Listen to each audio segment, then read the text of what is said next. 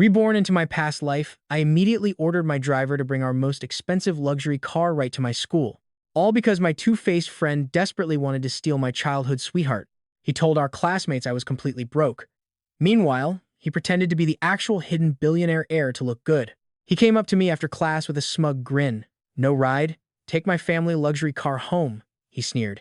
Now look at this. A limited edition Rolls-Royce pulls up, the driver steps out, and walks straight over to me while everyone gasps. He bowed deeply, saying respectfully that my father had sent him to bring me home.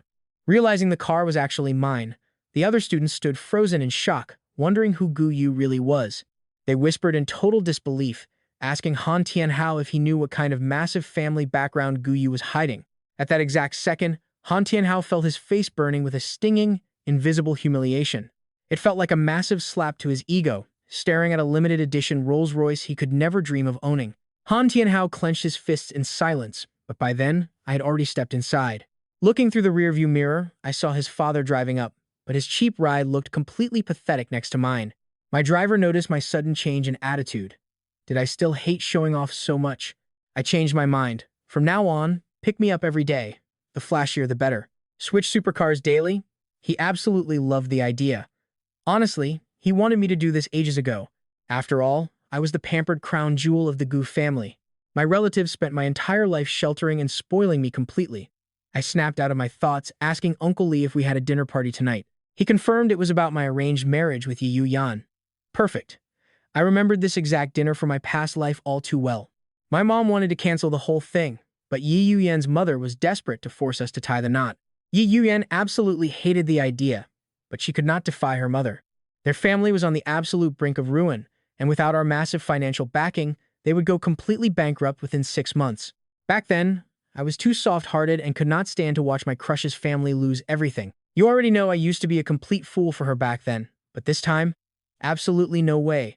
Moments later, we pulled up to the luxury hotel, where I immediately spotted Yi Yan waiting right by the entrance. She had clearly stayed behind just to corner me. Glaring at me, she warned me that she would never love or marry me, but my cold response of "same here" completely caught her off guard. Honestly, everyone knew I used to have a massive crush on her, but because I never openly confessed, she just let it slide while secretly looking down on me. She had absolutely no feelings for me whatsoever. But hearing me callously say I did not want her made Yi Yan scoff, assuming I was just nursing my bruised pride to save face before we went inside. Inside the room, my parents were already waiting. Since Yi Yan's father had passed away years ago, her scheming mother was the one running their desperate family. The second we walked inside, Mother Yi rushed over and grabbed my hand, cooing about how much weight her favorite boy had lost. She showered me with fake compliments about looking handsome, but I remembered exactly how greedy and manipulative this woman truly was underneath it all. In my past life, she only wanted me for the massive fortune I possessed. Long before our wedding, she was already drawing up secret plans to steal my family inheritance after the marriage. She spent my money to fund her own luxurious lifestyle, draining my bank accounts to live like a queen. And to top it off, she joyfully attended Yi Yan's wedding with Han Tianhao after they ruined me. Disgusted, I pulled my hand away. "Auntie Yi, I actually gained 10 pounds. Let's just get straight to the real point of this dinner." My frosty tone left Mother Yi completely stunned. Beside her, Yi Yan glared at me with pure annoyance. She snapped at me for disrespecting her mother. I simply smiled, asking what she was getting so worked up for. Furious, Yi Yan scoffed. "Cut the rich boy act, Gu Yu. I know you look down on my family and think we are beneath you. If you do not want to marry me, just say it straight," she spat. Mother Yi panicked. She quickly slapped her daughter's arm, warning her to stop talking nonsense right this instant. If they lost us, their family would drown. Yet, Yi Yan still could not hide her intense, stubborn arrogance. She yelled at her mother to stop. Hearing this, my parents' expressions immediately turned completely ice cold. Just a moment ago, they were pretending to be polite. Now, they cannot even force a fake smile. So, this is how Yi Yan has always viewed my son. It seems she does not want to marry him either. Let us just call off this entire engagement right now. Brother Gu, Yi Yan is just being immature. Please, do not be angry. I will make her apologize properly to you. Besides, has not you always liked Yi Yan? These two kids are probably just having a silly little argument. You, is not that right? Auntie Yi looks at me anxiously, but I just reply with total calm. Auntie, you are mistaken. Yi Yan and I only have a childhood friendship. Right at the entrance, she already made things very clear to me. She said she dislikes me and will never marry me. Honestly, I feel the exact same way about her. So, I came to make things clear. I want to cancel my engagement with Yu Yan. Hearing this, Auntie Ye is completely stunned. Yu Yan is frozen in place. In my past life, I had a massive crush on her, constantly trying to get her attention. She knew my feelings. But get this, nobody expected me to throw this toxic marriage away. I used to be so stubborn. They begged me not to marry into the Ye family, but I refused to listen. Why the sudden change of heart? Let us skip this dinner, Auntie. From now on, our families should stay apart. With that, I stand up and face my parents. Mom, Dad, let us go. Looking at my parents sitting next to me, my eyes start to sting. In my past life, my stubbornness caused our Gu family to face ruined lives because of Yu Yan. Simply put, she was a total snake. Back then, my parents did everything to support the Ye family. But later, when the Yu family gained massive wealth and power, Yu Yan immediately targeted the Gu family. She had an incredibly fragile ego and a narrow mind. She actually believed my parents allowing our marriage was a charity case and a deep insult to the Ye family. So the moment she got power, she destroyed the Gu family just to wipe out her imaginary humiliation. A toxic woman like that never deserved our help. When we finally get home, I make a firm decision to lose weight. Mom does not say a word. She quietly brings in a plate, and when I see the boiled greens and shrimp, I freeze. Mom speaks so gently. No matter how much you want to slim down, you must eat. I will have the maid prepare healthy meals. Hearing this, my eyes tear up. Having my parents here is a blessing. After everything I went through, I finally understand what family truly means. My stupid insecurities about my weight made me completely ignore the genuine warmth my own parents gave me. Instead, I chased that affection from toxic strangers. Thank you, Mom. I keep my head down, taking big bites of greens. I make my decision. In 3 months, I will slim down. The next day, the extreme hunger makes me dizzy. Stepping on the scale, I see I suddenly lost 5 pounds. Joy aside, I know it is just water weight. Losing real weight takes serious, daily dedication. I absolutely cannot slack off. At school, getting dropped off in flashy luxury cars every day makes people envy me. The other kids are burning with jealousy. As I sit down, my friend Han Tianhao hands me a chocolate bar. But here is the crazy part: my weight gain did not make any sense back then. Back then, I assumed it was just from extreme stress. Only later did I realize the truth: my weight gain started the exact moment I met Han Tianhao. Besides tempting me with snacks, he must have drugged me to force the weight gain. He smiles. Do not be polite. I know you are working hard to slim down, but one tiny piece of chocolate will not ruin your diet. He shoves the chocolate right into my hand, but he definitely does not expect The entire box of chocolates clatters to the floor, instantly causing a massive scene right in the middle of class. After I explain the situation, the English teacher immediately confiscates the box of chocolates. Seeing his imported sweets get taken away, Han Tianhao looks like he is about to throw up. Losing the candy is nothing, but there was a dark secret hidden inside those chocolates. Now that his scheme failed, I sit down. Our English teacher always loves snatching free treats for herself.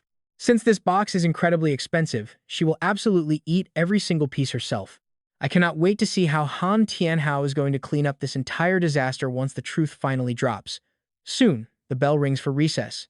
Han Tianhao rushes to the teacher's office, desperately apologizing to try and get those chocolates back, but it is already too late. Just as he leaves the office, he bumps straight into Yu Yan. Seeing Han Tianhao looking totally crestfallen, Yu Yan asked why he went to the office, so Han Tianhao explained exactly what happened. The moment he mentioned me, Yu Yan lost her patience and told him to stop hanging around Guyu, bringing up the pool incident again. She reminded him how he claimed Guyu was the one who dragged him straight into the water. He had bad intentions from the start, she insisted, so there was absolutely no reason to stay friends with him. Pure joy. Seeing Yu Yan defend him made Han Tianhao smile secretly. Remembering how luxury cars had been picking me up these past few days, Han Tianhao could not help but ask Yu Yan if Gu Yu's family was actually wealthy. He mentioned seeing me arrive in different high-end rides every single day, asking if we were still close childhood friends since they seemed rich.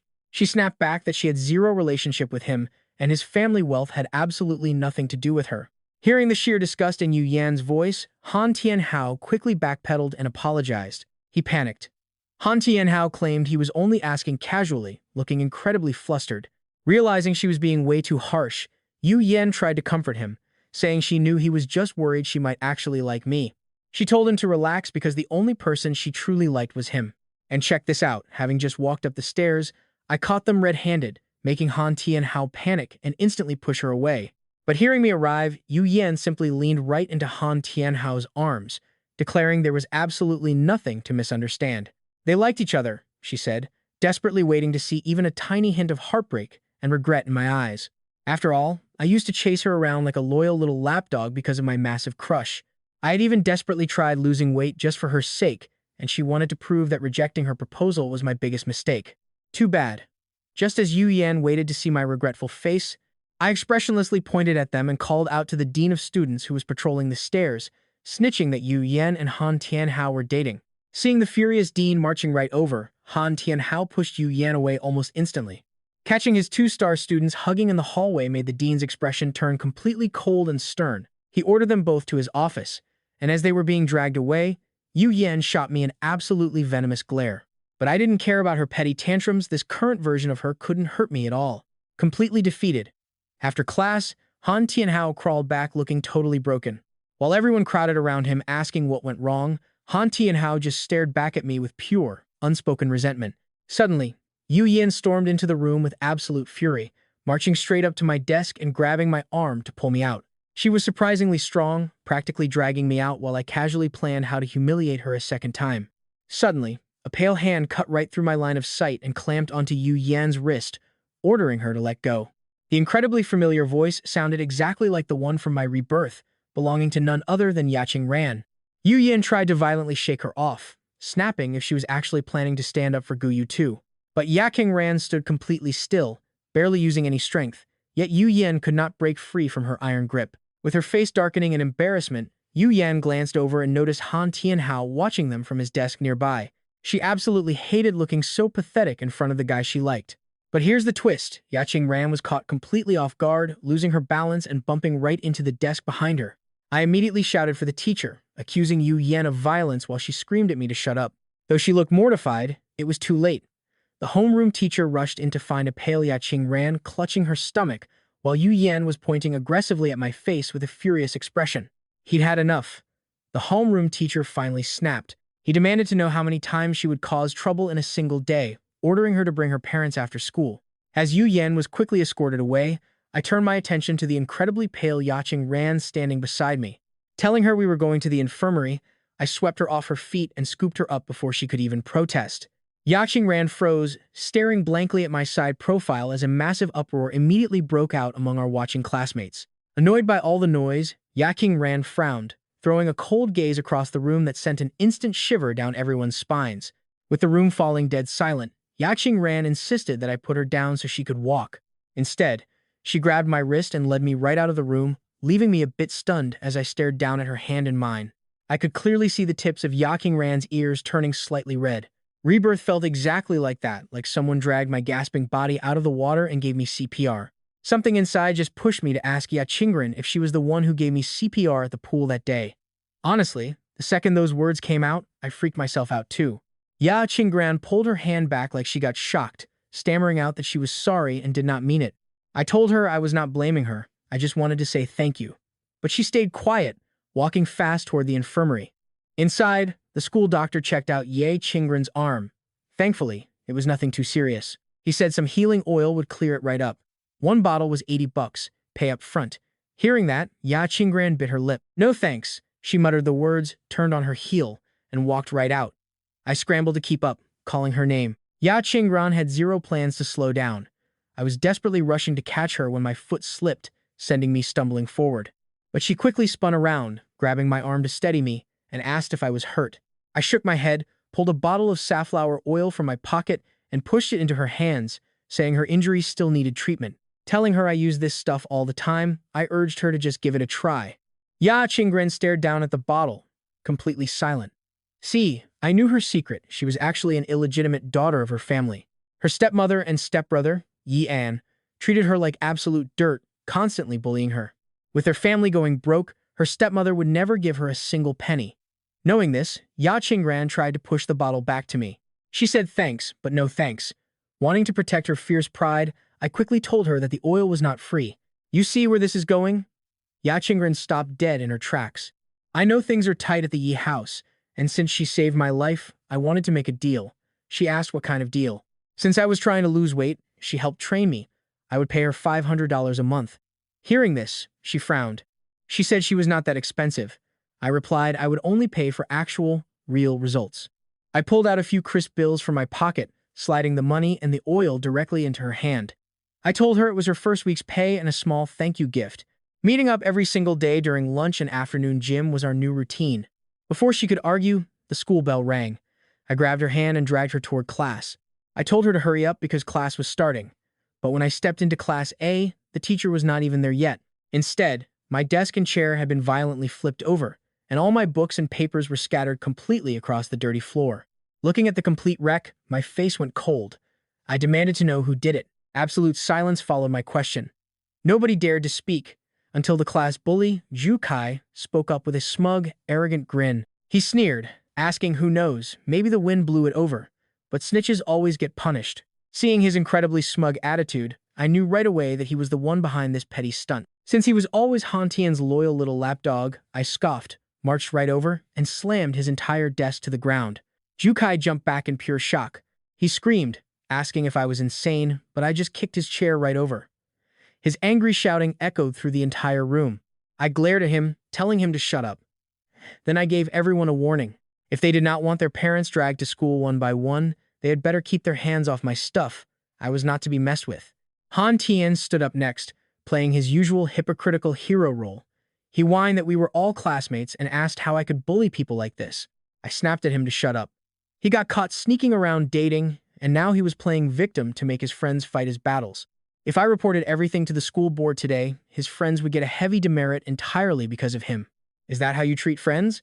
Han Tian's smug face turned utterly sour. My words totally exposed his hypocrisy, leaving him speechless. Seeing this, Zhu Kai jumped right back in front of him to defend his master. Zhu Kai yelled at me to stop talking trash, claiming they just hated my guts and that it had absolutely nothing to do with Han Tian. Talk about walking right into a trap. So he just admitted to wrecking my desk. Tomorrow, they might actually try to physically hurt me. I told them calling a teacher was not enough, I was calling the police. Hearing that I was actually going to call the cops, Zhu Kai's face lost every bit of its color. Watching me march toward the exit, he completely panicked. He lunged forward, grabbing my arm tightly to stop me from making that call. He screamed at me to stop. Right at that second, our teacher walked in, catching Zhu Kai red-handed with his grip on my arm. I let my body go limp, letting his rough pull slam me right into my overturned desk. Seeing me crash to the floor, the horrified teacher rushed over to help me up, asking if I was okay as I weakly shook my head. I told her I was fine, but the teacher immediately asked why the room was such a total mess. Zhu Kai and his lackeys just stood there, stiff as boards, too terrified to speak while they waited nervously for my response. Glancing at Zhu Kai and his crew, I knew my plan worked, so I claimed it was just a small misunderstanding. We already made up, right? Hearing that I did not actually rat them out, they gasped. Zhu Kai and his guys were stunned. The language teacher clearly did not buy my story, but she still helped me up anyway. She warned us that if the misunderstanding was settled, fine, but she better not catch anyone trying to get revenge. As she spoke, the language teacher stared pointedly right at Han Tianhao. Rumors of Han Tianhao and Yu Yan dating had already spread to the staff room, and that sharp look made him squirm with discomfort. Once class ended, Han Tianhao actively cornered me while I was out on a run. Throwing a guilty arm over my shoulder, he claimed he tried to stop Zhu Kai from bullying me, but they just would not listen. He asked if I was hurt, apologizing as I just gave him a freezing look. I asked if this was any of his business, then walked away, but a panicked Han Tianhao rushed to block my path. Gu Yi, I admitted I was wrong. Just forgive me, okay? He pleaded, desperately trying to stop me again.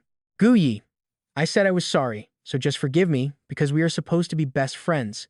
He claimed I was only mad and snitched because Yu Yan confessed to him, adding that I simply could not force feelings.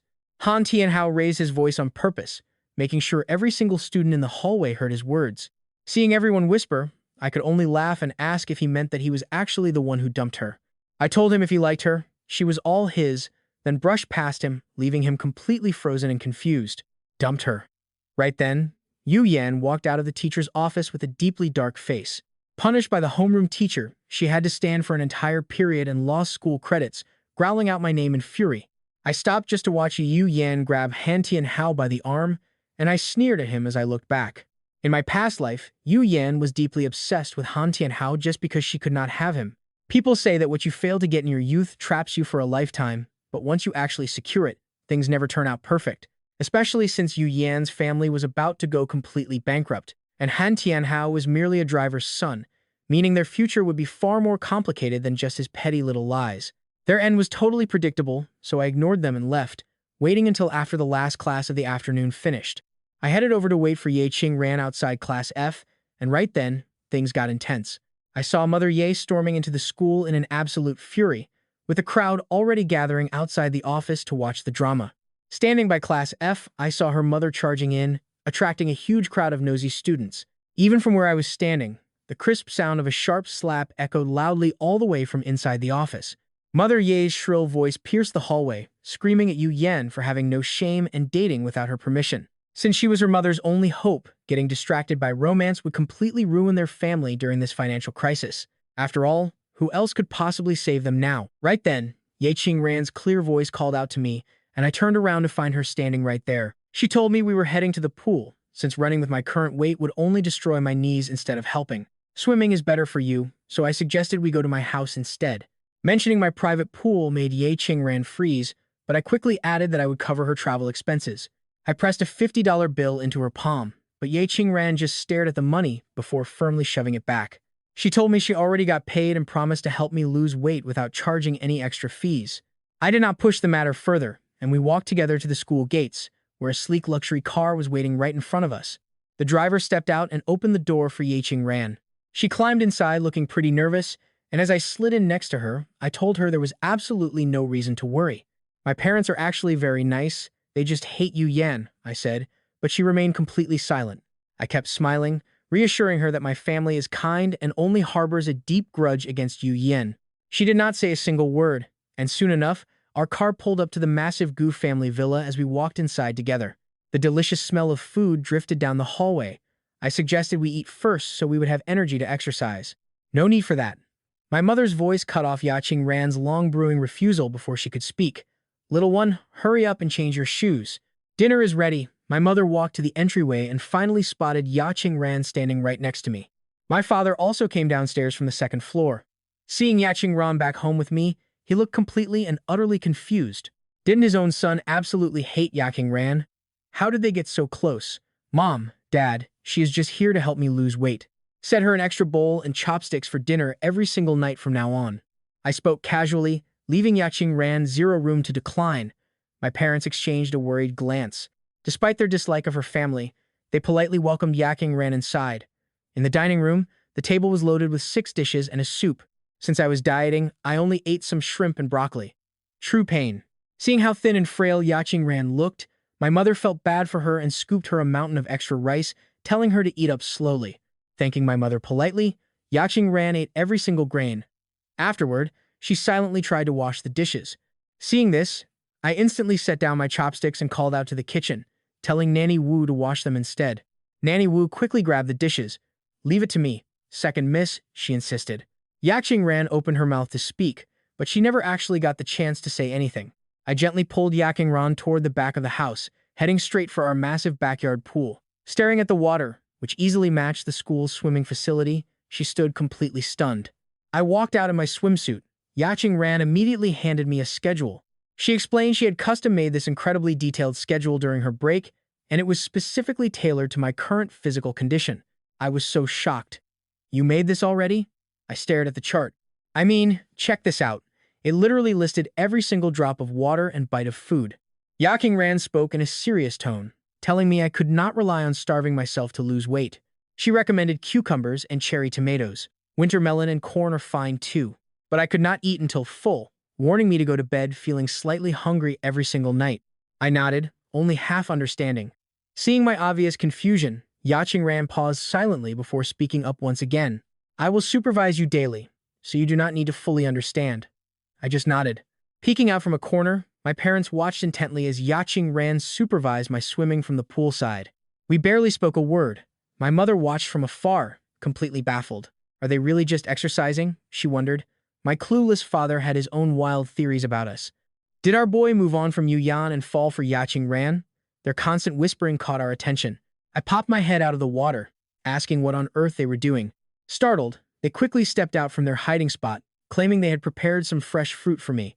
They insisted I should eat it whenever I felt exhausted from all the swimming. If swimming gets too boring, you can always use the fully equipped gym upstairs, my parents suggested with awkward smiles. Knowing they were completely overthinking this, I climbed out of the water and took the plate of fruit. Thanks, Mom. Go back inside now.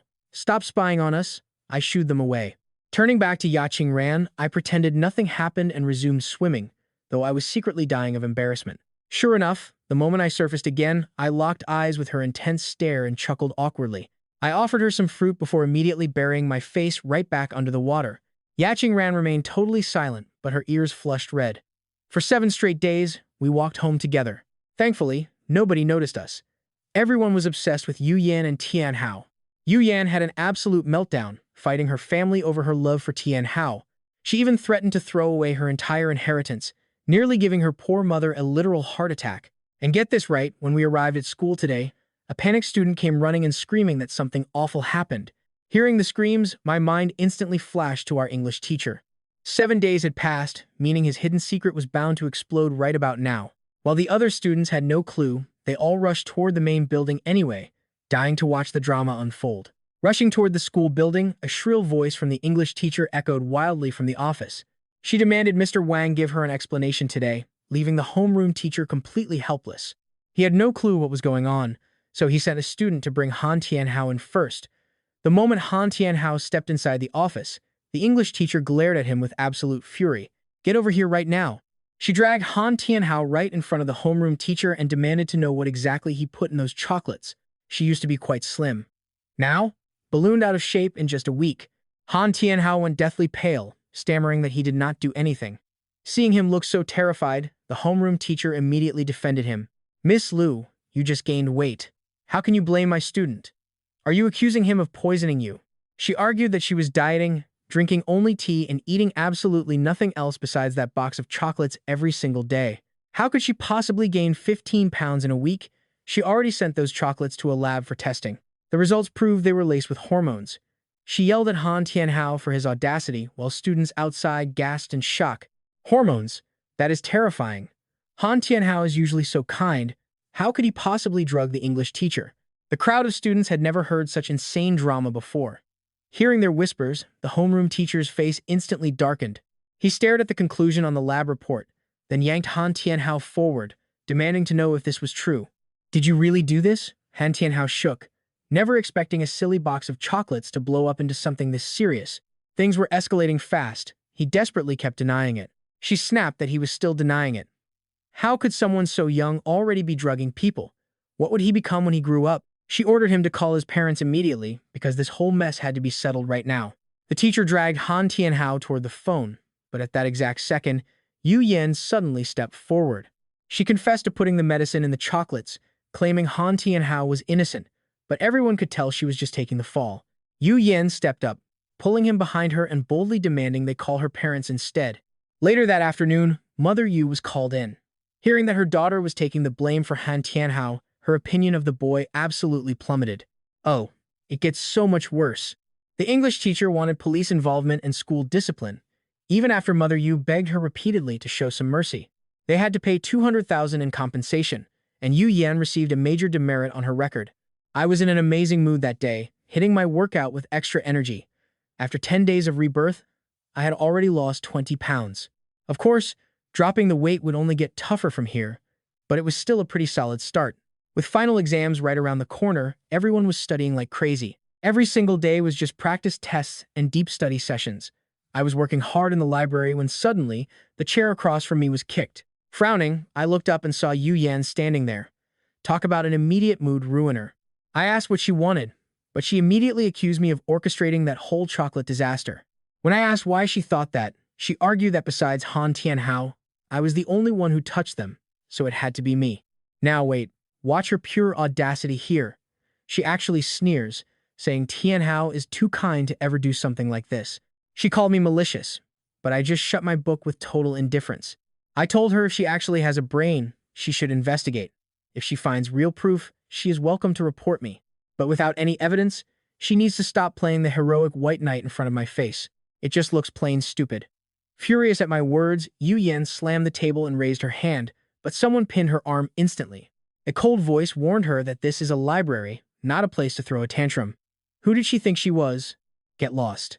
Yu Yan tried to break free from Yaqing Ran, but she couldn't. Ya Qingran threatened to sound the alarm if she did not behave. Yu Yan glared fiercely at her, then turned her fury toward me. She sneered, asking if we were together. She accused me of shamelessly chasing her before, only to turn around and get with Ya Qingran. The moment Yu Yan said those words, I jumped up to prevent the entire situation from totally blowing up. I quickly held Ya Qingran back, telling her not to hit Yu Yan because we did not want a massive scene here. Ya Qingran calmed down instantly, staring coldly at Yu Yan to watch her mouth. If she opened it again, she would rip her to shreds. Yu Yan never expected Ya Qingran to actually lay hands on her. Yi Qingran was burning with rage as Yu Yan prepared to strike again. I stepped right in front of her, warning him that he was the one who started cursing first. If you get punched, you deserve it, but if you strike back, you will be in the wrong. Do you seriously want to get another demerit? So what if I get a demerit? You think I actually care about that? Do not forget, one more demerit and you will be expelled from school. If you are gone, what will Han Tian do then? Hearing Han Tian's name, Yu Yan's hand instantly froze. Knowing I had hit his weak spot, I grabbed Yi Qingran's arm and told her we should go.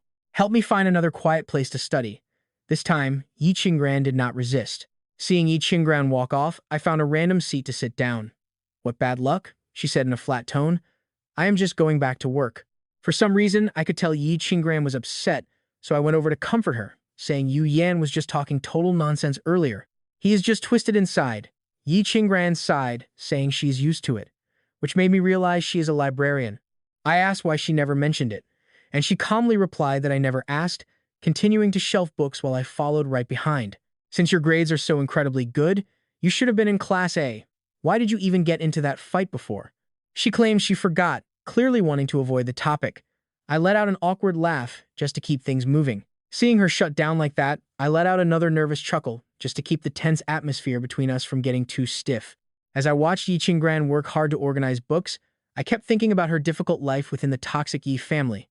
I paused for a moment and spoke up, telling Yi Qingran that I knew she was extremely good at studying. I asked if she could do me a huge favor. She told me to speak, so I asked her to tutor me every single night. I promised to pay her extra, offering $100 a session. Hearing that, Yi Qingran looked up at me in shock. She pointed out that my test scores are always in the top 10 of our grade, so I obviously do not need tutoring. I lied that my practice tests were a total mess, making it impossible to even reach the top 100 lately. If I pass these finals, I will give you a $1,000 bonus. Please, just help me out. She saw I was completely serious. As Yi Qingran hesitated, I quickly added that if daily tutoring was too much trouble, she could just help me on weekends. Once Yi Qingran agreed, a look of pure joy instantly flashed across my face, and I declared it a deal. With a top student like Yi Qingran helping me, I was definitely set for the upcoming finals. But just as I was about to bury my head back in my books, she suddenly started coughing violently. I finally noticed that Yi Qingran's face looked incredibly pale because of that sudden, violent coughing fit. Her face and neck were deeply flushed. Yi Qingran, I called out. I reached out to feel her forehead, but she reflexively swatted my hand away, insisting there was no need. Suddenly, another librarian ran over anxiously. She scolded Yi Qingran, asking why she was running around instead of waiting over there while she grabbed her some medicine. Medicine, I muttered, wondering what was wrong with Yi Qingran. The other librarian repeated her scolding about waiting for the medication. I demanded to know what was wrong with Yi Qingran. The librarian snapped back that she had a fever because Yu Yan's mother was seriously vicious. Just because Yi Qingran came home a few hours late recently, that heartless woman actually locked her out of the house all night long, leaving her outside for days. It is a miracle she didn't catch a fever. Suddenly, Yi Qingran snapped at Chang Rui. Yi Qingran's sudden scolding made Chang Rui obediently shut her mouth. I stood there, completely stunned, realizing this was all because of me. Yi Qingran had been busy helping me until 8 or 9 p.m. every single night before heading home. Our families lived 2 kilometers apart, yet she insisted on walking back alone every time, flatly refusing to let my family's private car drop her off. Seriously, who does that? I never expected her stepmother to be so heartless, locking her out of the house. Gu Yu, oh Gu Yu, you really are an idiot. How could you not think of this? Chang Rui muttered that she was just telling the truth. Chang Rui handed the medicine over to Yi Qingran, her eyes darting back and forth between the two of us. Sensing the weird, heavy tension between us, she quickly spoke up, saying she would go grab some water so we could talk. With that, Chang Rui hurried away. Looking at Yi Qingran's incredibly pale face, I asked in deep concern why her mother treated her like this. I asked why she didn't tell me, but she snapped that it was none of my business. How could it not be my business? If I hadn't kept you late to help me lose weight, you wouldn't have been locked out. She coldly replied that she did it willingly. She argued that I paid her for her time, so her private life was none of my concern and she didn't need my pity. After saying that, she turned and walked off. Watching her retreat, a massive wave of guilt completely washed over me. I honestly thought paying Yi Qingran to help me lose weight would build a great relationship with her. I truly hoped to help improve her difficult living situation. I thought paying her would make her life easier, but my utter cluelessness only caused her more pain. I never realized my actions would only cause him more trouble. That evening, I walked home alone. Seeing me by myself, my mom completely froze. She had already set out 5 sets of bowls and chopsticks. Xiaoyu, why are you alone? Where is Qingran? I told her he is sick. Sick? What happened? Did he overwork himself training with you? He has been tutoring me lately, so he ended up going home incredibly late. Mrs. Yi locked him out of the house, and that is how he caught a fever. Just as I finished speaking, my dad walked out of the living room. Mom, Dad, I need you to do me a huge favor. Hearing this, my parents exchanged a quick look as the night sky grew dark. Look at this. Qingran drags his exhausted body back to the Ye family gate, only to run straight into Yuan sitting inside a luxury car. It was obvious Mrs. Yi had just brought Yuan back from the hospital. The wounds on her face from earlier today were still fresh and visible. Mom, Qingran is the one who beat me up. Hearing this, Mrs. Yi glared at Qingran, screaming that he had some nerve. I raised you out of the goodness of my heart, and you dare strike my daughter? You vicious, ungrateful little wretch. I will teach you a lesson today. Mrs. Ye spat, violently grabbing his arm. You beat my daughter and still have the nerve to come back? Move it, we are going to the police station right now. Qingran frowned in pain. He yanked his arm back to break her grip, but she immediately slapped him hard across the face, screaming how dare he fight back. Mrs. Yi's sharp nails sliced right across Qingran's cheek, leaving several deep, bloody streaks. Right then, a pair of bright headlights swept over them as my parents and I finally stepped out of our car. Right behind us, 2 more luxury cars pulled up, and the Gu family bodyguards and lawyers stepped onto the street. Mrs. Yi had never seen such an intimidating lineup before, leaving her completely frozen. She stammered out, Mr. Gu, Mrs. Gu. My mom rushed over to help Qingran up, snapping at Mrs. Yi not to call her that. Seeing the bloody cuts on his face, she was absolutely furious. Mrs. Ye, you are far too cruel. Mrs. Ye's fake smile vanished instantly as she whined that this kid had beaten up Yuan at school. She claimed she was just teaching him a quick lesson out of anger. My mom glared at her with pure disgust. A little lesson? You locked Qingran out of his own home, leaving him to freeze in the cold all night. Was that also just a lesson? You are clearly not fit to raise this child. Hand Qingran over to us right now. We will raise him. As Mrs. Yi stood there utterly confused, our lawyer stepped forward and handed her a thick stack of legal documents. Mrs. Ye, your abusive actions have clearly violated the law. If you do not want us pressing charges, I suggest you sign him over quietly. Mrs. Yi froze, but Yuan chimed in, telling her mom to just let them have him. She argued it would save them another mouth to feed. Mrs. Yi looked at the paperwork, but she was not as brainless as her daughter. If I let you take this kid, what is in it for me? He is, after all, my husband's illegitimate son.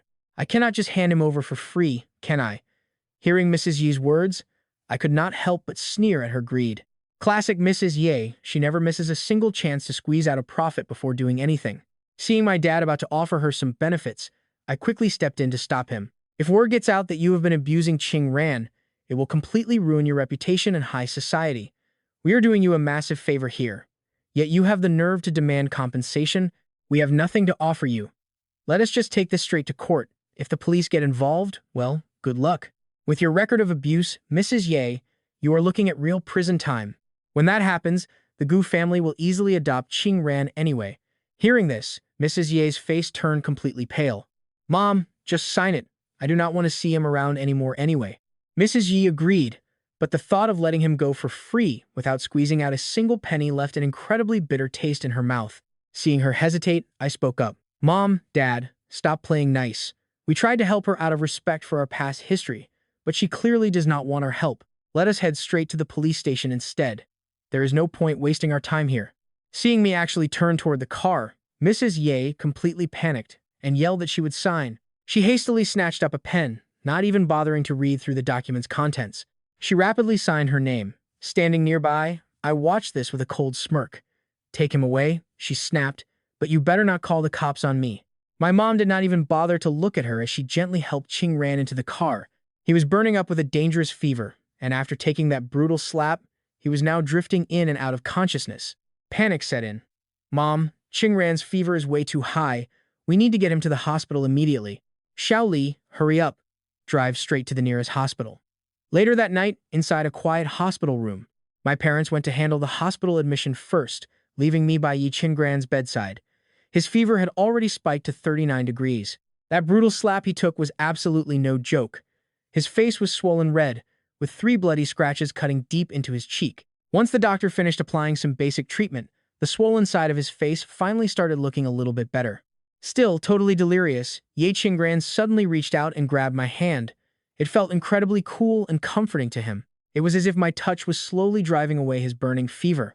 Suddenly, Yi Qingran snapped his eyes wide open. His sudden movement startled me.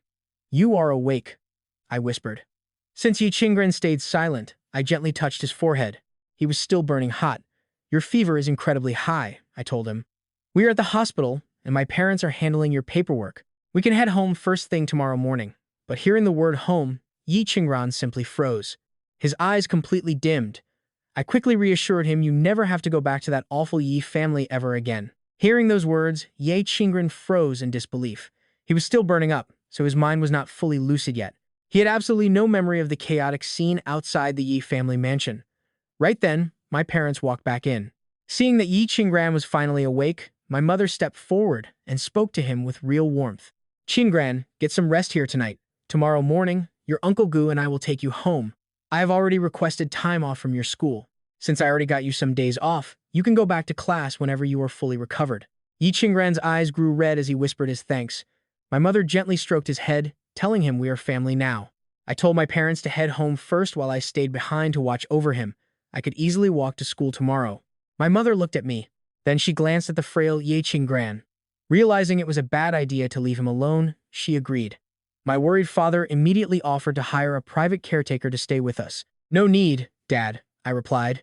"It is just for one night. Just make sure Uncle Lee picks us up in the morning." Seeing how stubborn I was, my father gave in and agreed. Once they left, I turned to comfort Ye Qingran in his bed. "Just rest," I told him. "You will never have to work yourself to the bone again. No more skipping dinners, and absolutely no more being kicked out into the cold. From this day on, we are your real family." Hearing my reassuring words, Yi Qingran simply pursed his lips. Finally, he fell into a deep, peaceful sleep. Early the next morning, our driver picked up Ye Qingran to take him to our house. Since the hospital was quite close to my high school, I just decided to walk. But get this. Today, Yuan had the Ye family driver pick up Tianhao on the way. I looked up, and the sight of those two holding hands fell right into my line of vision. I honestly wanted to pretend I did not even see them, but Tianhao just had to speak up first, calling out to me. He tightly held Yuan's hand, stepping right in front of me as if he wanted to show off their relationship. "Walking to school looks pretty tiring, Xiao Yu, though you probably do not live that far away anyway. From now on, Yuan can just pick us both up." "No thanks," I snapped back. "Our houses are not on the same route." I could not be bothered to waste my breath and tried to walk away.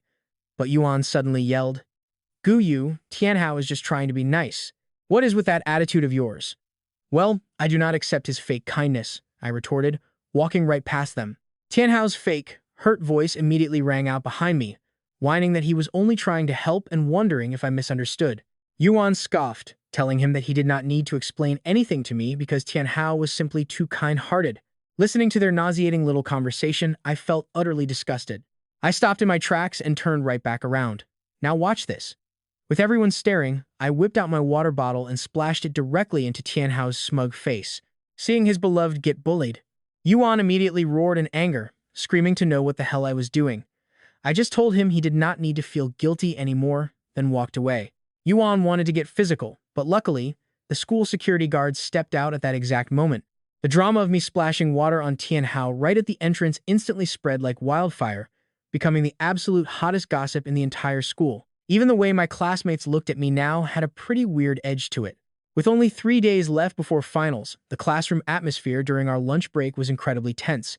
Ever since Ye Qingran moved into our household, his mental state had improved drastically, and his exam scores were quite outstanding. Before, although Ye Qingran was already pretty easily in the top 5 of our grade, now he sat firmly in first place. And with his help, My own grades easily stabilized in the top 10 of our class. The gossip about the Yi family was relentless. Everyone knew their impending bankruptcy could no longer be kept a secret. Did you guys hear? The Yi family is on the verge of bankruptcy. Shut up. How could a powerhouse like them go broke? They are one of the biggest families in the city. But it is true, my dad said Yu Yan's father piled up massive debts before he passed away. The Yi family business has been struggling badly ever since. Honestly, they have been broke for months. Just then, Han Tianhao walked into the classroom, and Zhu Kai immediately rushed over to gossip with him. Hey Tianhao, did you hear that Yu Yan's family is going bankrupt? Bankrupt? Are you kidding me? Yu Yan literally just took me to a high-end dealership to look at some luxury cars. She said she's buying me a Mercedes for my birthday next year. If they were broke, how could she casually buy me a ride? See? I told you. How could a massive powerhouse like the Yi family ever go under? Instantly, the classmates around him looked super envious, completely staring at Han Tianhao. Hearing about his free luxury car, everyone immediately crowded around him. I desperately needed some peace and quiet, so I grabbed my practice sheets and walked right out of the classroom. Gu Yu has been getting chauffeured around a lot lately. Where does he get the cash to ride in so many high-end cars? Is not he supposed to be a poor scholarship kid? Could his family secretly be filthy rich? No way. If he is not the scholarship student, then who in our grade is? Hearing the gossip, Han Tianhao panicked, terrified they would suspect him. He faked a calm smile and spoke up. I heard Gu Yu's dad is just a driver for a rich boss. Since the boss is away on business, his dad is secretly using the luxury cars to pick him up. Ah, so that explains it. I was wondering why he used to walk every day and suddenly got a luxury ride to school. Turns out his dad is just using the boss's car to pick him up. What a joke. And here I thought Gu Yu was a major big shot. Turns out he's just faking it. Watching everyone scoff, Han Tianhao felt a sudden wave of panic. Talk about a massive panic attack, he is absolutely terrified of being exposed. Nobody could know that he was actually the only scholarship student in the entire sophomore year. Otherwise, the rich kid reputation he painstakingly built at school would be completely ruined. While I was grinding through practice problems in the reading corner, a bottle of milk suddenly popped up in front of me. I looked up and saw Yi Qingran standing there. He said my mom told him to give it to me. I took it, totally confused about when my mom even saw him. Ever since Yi Qingran moved in with us, we walked to and from school together every single day. We literally left the house together this morning. When on earth did my mom have time to hand him this milk? I quickly realized Yi Qingran must have saved his own money to buy it. Since I skipped lunch, my stomach was already growling. I looked at the bottle, feeling torn, and asked him if it was really okay to just have milk for lunch. He smiled and assured me it was skim milk. Hearing that, I immediately stabbed the straw in and took a huge, satisfying gulp. I asked Yi Qingran why a genius like him was stuck in Class F before. If you were in Class A, we could hang out and study together every recess. He stayed silent for a second. He asked if I really wanted him in Class A. I nodded eagerly while sipping my milk. Of course I did. Since he stayed quiet, I figured he wanted to avoid facing Yu Yan in Class A. I quickly told him he did not have to go if he did not want to. He softly replied that he would try his best. I reiterated that he really did not have to force himself. My eyes went wide when he repeated that he would work hard to get back into Class A just for me. Before I could even celebrate, the loud school bell rang, signaling the end of our lunch break. Yi Qingran packed up his books with a warm smile, saying class was starting and we should head back. I nodded in agreement. Back in the classroom, Han Tianhao was already bragging again about all the expensive gifts Yu Yan allegedly bought him. The moment Han Tianhao looked my way, his eyes flashed with pure provocation. I just completely ignored him. But just wait, because his spectacular downfall is coming up next. He could hide his laziness during regular classes, but once final exams arrived, he would realize just how far behind he truly was. 3 days flew by, and final exams were officially here. Based on our last test scores, Yi Qingran, Yu Yan, Han Tianhao, and I were all assigned to the exact same testing room. This final exam was significantly tougher than our previous monthly tests. I absolutely cruised through it, finishing 20 minutes early, while Han Tianhao was clearly struggling to answer a single question. Once the bell rang, Han Tianhao looked completely ghost-white, a massive fall from grace for our supposedly brilliant class heartthrob. Because of his top ranking, every student wanted to be his friend. And right now, they were doing their usual routine, bringing answers to compare with Han Tianhao. Under normal circumstances, Han Tianhao would smile and patiently double-check every single question with them to show off. But this time, he stood up early, claiming he felt sick and needed the restroom. Seeing him look so sick, Yu Yan nervously rushed over to ask if he was okay. Looking at his pale face, I knew my guess was right. Han Tianhao completely bombed this final exam. 3 days later, the results were posted. Ye Qingran shot straight to first place in our grade. With Ye Qingran tutoring me, I actually scored third. Meanwhile, Han Tianhao, who used to rule the top ranks, plummeted straight past 50th place. Even Yu Yan dropped all the way to 20th place. Up at the podium, the teacher glared coldly at Han Tianhao, telling him to have his parents come to school by noon. Hearing that, Han Tianhao turned pale and stammered that his dad was usually far too busy. He might not make it, he said, so the teacher immediately asked about his mom instead. At that, Han Tianhao froze. While the rest of the class had no clue, I knew exactly what was happening. The truth was, his parents divorced years ago, leaving his father to raise him entirely on his own. But with his fake elite reputation on the line, he could never admit his parents were divorced. Seeing him silent, the teacher sighed and noted his grades had dropped way too drastically. Busy or not, at least one of his parents had to show up by noon. The teacher then moved on to summer homework, giving Han Tianhao absolutely no chance to make more excuses. The thought of his chauffeur father showing up filled him with absolute terror. If anyone found out, his wealthy lie would shatter. By noon, most of the class had already packed up and left for summer break, but Zhao Kai and a few others lingered, while Yu Yan stayed glued to Han Tianhao's side, stressing him out. He had actually told his father to arrive at 12:30, desperately hoping everyone would be gone by then so no one would discover the truth about his family. But he never expected Yu Yan would insist on waiting right outside until the teacher finished lecturing him, completely out of concern. Even Zhao Kai and the guys stayed behind, claiming they just wanted to comfort him. They actually thought they were helping, but honestly, he just wanted them to get the hell out of there. Otherwise, his massive lie would blow up.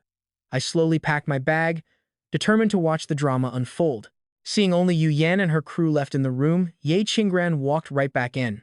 He walked up to help me pack, but I quickly pressed my hand over his and shot him a subtle look to stop him. After spending so much time together lately, Ye Qingran instantly understood exactly what I was trying to do. So he sat down next to me and asked if I was stuck on that tough math problem. This gave me the perfect excuse to stay behind and enjoy the upcoming disaster. Grateful for the perfect cover, I quickly pulled out my textbook and pointed to a random question. I showed him the page, and Ye Qingran calmly looked it over. Meanwhile, nearby, Han Tianhao was sweating bullets. It was bad enough that Yu Yan and Zhao Kai were still here, but why were Gu Yu and Ye Qingran lingering too? As the clock ticked closer to 12:30, his anxiety completely boiled over. He finally blurted out, telling Yu Yan and Zhao Kai they should head home first. He insisted he could handle it alone, but Yu Yan refused, swearing to protect him from the teacher. Zhao Kai agreed, telling him not to worry since a small drop in grades shouldn't require bringing parents to school. Realizing the guys wouldn't budge, Han Tianhao had no choice but to try and convince Yu Yan first.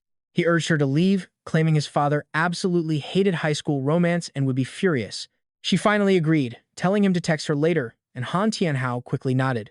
Honestly, he couldn't wait for her to get out of his sight as fast as possible. Before walking out, Yu Yan still anxiously pleaded with Zhao Kai to look after Han Tianhao. Watching her care for him, Zhao Kai and the boys felt incredibly jealous, especially when they saw me studying up front. I pretended like I didn't hear a single thing and deliberately raised my voice, saying Miss Yu is so good to our Tianhao that her family is already preparing to propose. Tianhao, your family runs such a massive company. You two will probably get engaged right after graduation, right? He claimed he didn't really know, but they laughed it off, insisting Miss Yu loved him too much to hide it. She definitely wouldn't let him study abroad all alone, and her wealthy family might even be the first to propose to his. Exactly, because Tianhao is handsome, has an amazing personality, and is the wealthy young master of the Han family. He is the perfect match for her, and she would never let him study abroad alone. She will definitely go with you. Seeing the expectant look on everyone's face, Tianhao looked like he was already dreaming of marrying into her wealthy family. Hearing that, I just sneered silently inside. 3 years after graduation, we had a high school reunion, and by then, Tianhao had returned from abroad with a wealthy foreign woman on his arm. The two quickly got engaged, and Yu Yan was right there watching. When she heard the news of Tianhao getting engaged, Yu Yan completely threw my dignity out the window. With her eyes turning red, she literally chased Tianhao outside the venue, begging him for a private conversation right in front of everyone. Now think about this, I was already her husband back then, yet her shameless actions made me a complete laughingstock at that reunion. Later, her family's business exploded, and Yu Yan climbed to the very top as a powerful executive in the city. Right around that time, Tianhao's wealthy wife went bankrupt and tragically ended her own life by leaping from a building. That was when he sneaked back to the country, desperate to rekindle things with Yu Yan. To get an easy divorce, She actually had me locked up in a mental asylum. Remembering all this betrayal from my past life, the pencil in my hand suddenly snapped. Yi Qingren stared at me in total silence, but my sudden movement instantly caught Zhu Kai's attention. Haha, looks like someone can't handle the truth. Our Tianhao is just destined for absolute wealth, you know? Gu, don't be so jealous. If you manage to get reborn into a rich family next time, maybe Miss Yu will like you too. The classmates around me didn't even try to hide their nasty mockery, but Yi Qingren wasn't about to stand for it. He stood right up, walked over, and slammed his foot into Zhu Kai's desk. The jeering crowd instantly shut their mouths. Right then, a middle-aged man's voice echoed from just outside the classroom doorway. He asked if this was Class 1. The man looked to be in his 40s, average build, a bit weathered with graying hair. Dressed in a plain chauffeur's uniform, the sneakers on his feet looked pretty old and worn out. His hands were incredibly rough and calloused.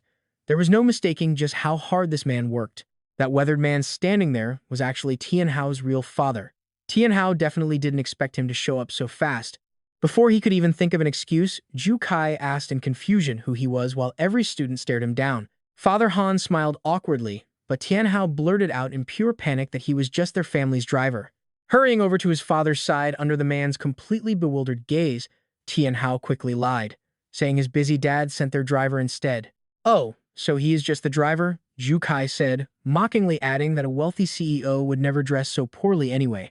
After all, Tianhao's dad is the big CEO of the Han Group, constantly busy running a massive company. How could he find time for school? The classmates chimed in one after another, making Tianhao smile with pure, agonizing awkwardness. Standing right there, Father Han instantly realized his son was telling massive lies, pretending to be some wealthy young master to his classmates. He tugged at Tianhao's sleeve, asking how he could do this. Tianhao snapped back, asking who gave him permission to use his name when he was just a lowly family driver. He threatened to get him fired immediately, while Zhu Kai agreed, mocking the lowly driver for laying hands on the boss's son. Telling him to mind his status made Father Han's face turn incredibly pale. Tianhao was absolutely terrified that staying any longer would expose the truth that he was not some rich young heir. Terrified that his fake identity was about to be completely blown if they stayed, he immediately started shoving his father out the door.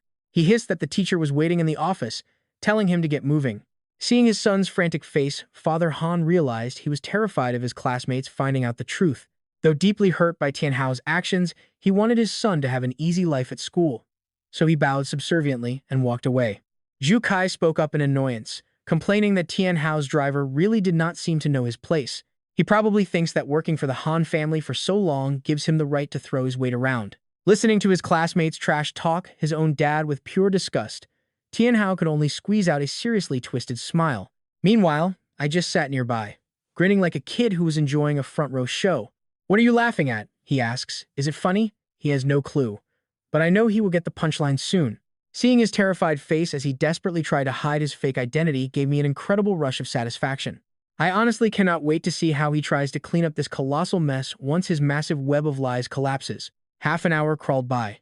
Father Han walked out of the office looking completely furious. The moment Tianhao saw his father's face, his skin went ghost pale, but his loyal followers like Zhu Kai were still hovering around. Forcing himself to stay cool, Tianhao walked right up to Father Han and demanded to know if they were done talking. Just leave already. He thought absolutely desperate to kick his dad out of there.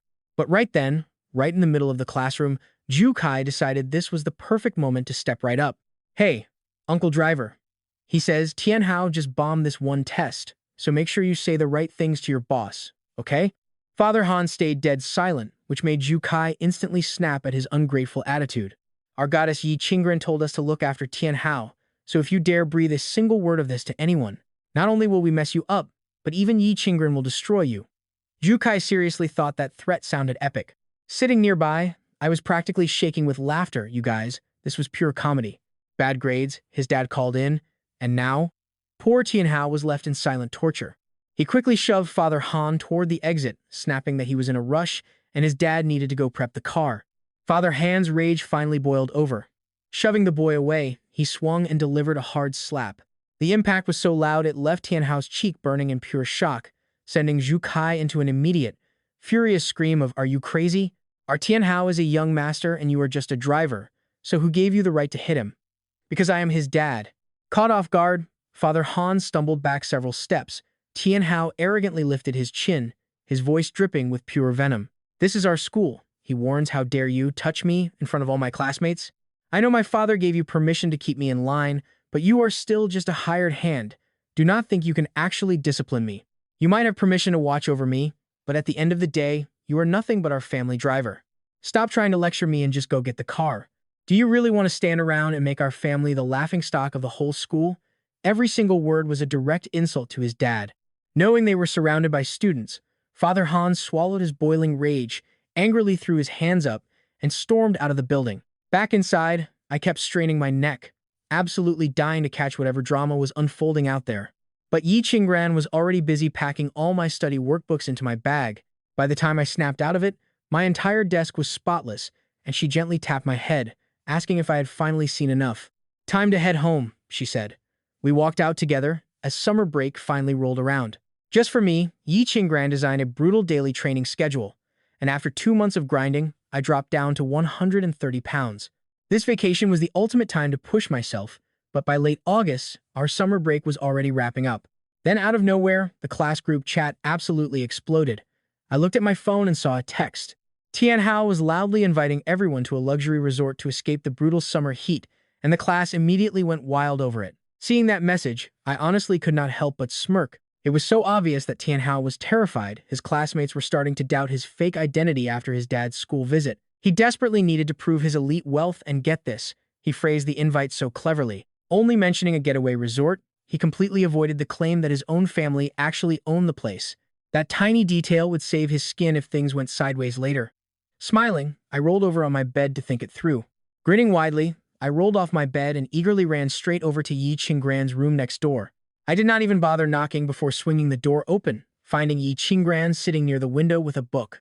With a massive grin, I ask her if she is free the day after tomorrow, and she immediately looks up to ask why. I tell her Tianhao invited everyone to a resort, asking if she wants to tag along, but hearing his name changed everything. Instantly, the sweet smile vanished from Yi Qingran's face, and she flatly refused to go. "Yeah, there's going to be a good show," he says, "but since I am not in Class A, you just go ahead and be careful." Since Ya Qingran clearly is not interested, I do not push it.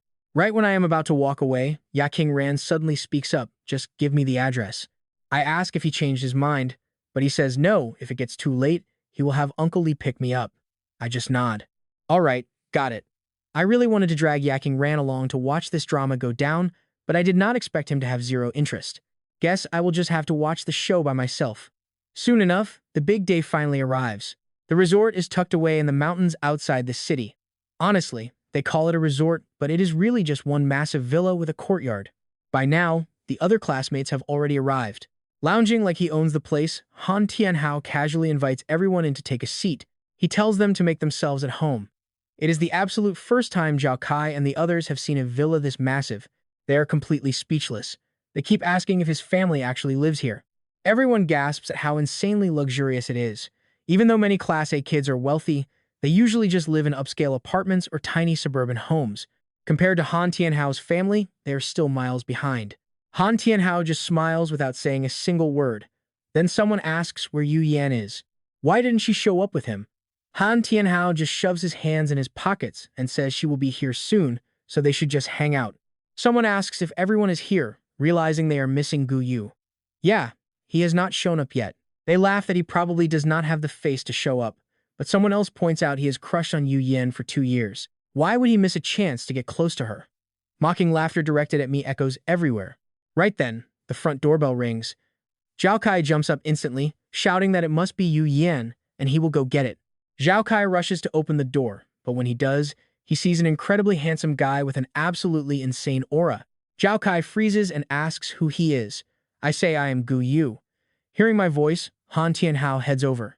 He calls out, asking Zhao Kai what is taking so long. Even though they are best friends, he is still paranoid the guy might steal his girl. But when Han Tianhao actually steps outside and looks up at my incredibly handsome face, he instantly freezes.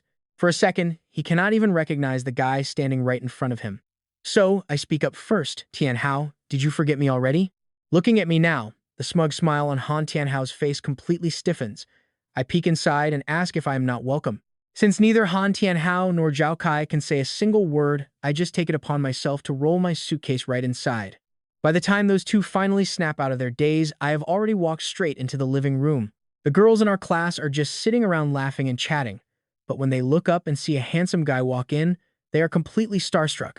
When did their class get such a gorgeous guy? Han Tianhao comes chasing right after me. Gu Yu. Hearing Han Tianhao address me, someone asks in absolute shock if this handsome guy is really Gu Yu. Are you kidding me? How could he possibly be Gu Yu? At first, not a single classmate believes it, but after staring closely at my face, they realize my features still vaguely resemble my old self. Yep, it really is Gu Yu. Can you blame them? They are completely blown away by my insane transformation. The only person in the room looking absolutely miserable is Han Tianhao. He never expected me to shed all that weight over a single summer break. If Yu Yan sees Gu Yu looking like this, will she start looking at him differently, too? Hey everyone, long time no see. My parents recently went on a business trip, so I brought some small gifts for you all. Hope you like them. I quickly snap open my suitcase. The suitcase is packed with high-end imported watches, expensive electronics, and stunning designer jewelry. The moment our classmates see this, they practically sprint over. Holy crap, these are luxury designer watches. Gu Yu, did your parents go abroad for their business trip? Is this bracelet a limited edition? I heard it is super expensive, and this gaming console costs thousands. They completely forget Han Tianhao is the host today, staring at a suitcase packed with 6 figures worth of gear. Han Tianhao's face turns even uglier. I look right at him and Zhao Kai, inviting them to come over and pick something out, too. Honestly, the second Zhao Kai saw the loot inside that suitcase, his eyes had practically lit up with greed. But he quickly remembers Han Tianhao telling him that my dad is just a driver and our family does not have any money. How could people like us afford to bring back such expensive gifts from a trip? Zhao Kai just scoffs dismissively. What is there to pick? They are just high-quality knockoffs. Someone quickly interjects, saying, I am just trying to be nice. What nonsense are you spouting? Exactly. You can tell these gifts are totally authentic just by looking at them. How could they be fake? They even have foreign text and anti-counterfeit labels. Zhu Kai, stop slandering people. Just like that, everyone quickly changed their tune.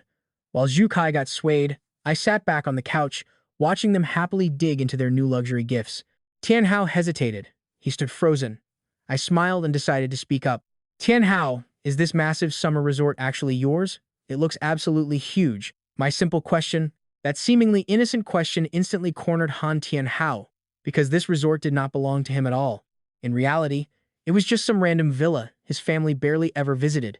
The only reason he even managed to get his hands on the keys this time was purely because his entire family was vacationing abroad, leaving him to pull some major strings with their nanny to sneak them out. Every single eye turned. They locked straight onto Han Tianhao. Seeing my pile of expensive gifts, Han Tianhao had to bite the bullet, claiming with a forced smile that yes, this massive place indeed belonged to his family. So why is there not a single nanny around? And this next question, it completely breaks him.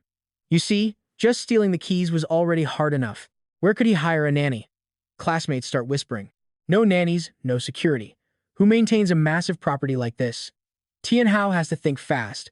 He claimed he sent the staff home because classmates were coming over, saying he was worried they might ruin the fun vibe.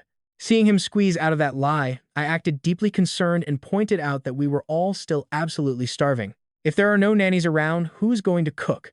He immediately offered to personally cook for us. Tianhao was actually quite confident in his culinary skills. Seeing that no one objected, I smirked and praised his sweet gesture. That is perfect. I heard a massive business family like the Hans lives an incredibly extravagant life every single day. They probably feast on sea cucumbers, abalone, imported Wagyu beef, and foie gras daily. I really want to taste. We came all this way, Tianhao. You must have prepared those luxury dishes for us, right? Abalone, Wagyu, and foie gras?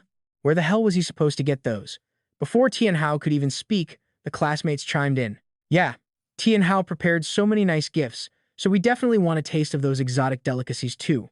Do not tell us you are being stingy. What nonsense! Tianhao is the eldest young master of the Han family. It is just one meal. How could he possibly be stingy when this stuff is regular food to him? Hearing this, Tianhao turned pale. He had only bought cheap skewers, planning a simple outdoor charcoal barbecue for the night, but I had hyped him up. Huge. How is he going to explain this? Watching him freeze in silence, I stood up and announced that Tianhao definitely prepared the food, so I would check the kitchen. I headed for the kitchen. Tianhao panicked. He instantly blocked my path. He forced a stiff laugh, claiming that of course he bought everything, but the fresh ingredients were still on the way. Since we are celebrating, we obviously have to eat the absolute freshest ingredients, right, everyone? Believing there was a royal feast coming, the classmates nodded eagerly, but I just raised an eyebrow. Fresh luxury seafood deep in the isolated mountains, he clearly had not prepared a single thing, and I could not wait to watch him crash.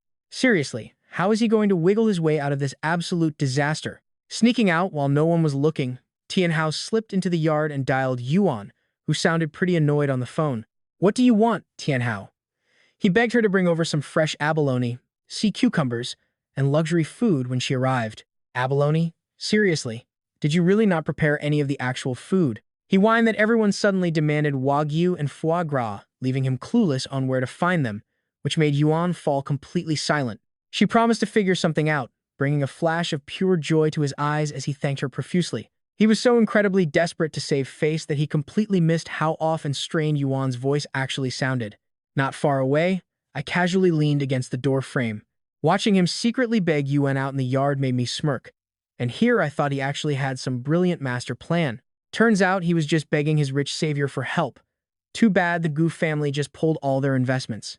The Yi family is on the verge of complete collapse, and they definitely cannot afford to fund her little boy toy anymore. Right on cue, my phone started buzzing. Looking at the screen, a smug smirk crept onto my face. Talk about fate playing right into my hands. I picked up the call, politely asking Auntie if she needed anything. She claimed she just really missed me and wanted to treat me to lunch, asking if I could swing by for a bit. Hearing her overly sweet tone, I listened as she kept pleading for me to come over for a nice lunch. Just from her voice, I immediately knew exactly what she was scheming. I glanced over at Han Tianhao, who was still waiting outside for Yuan.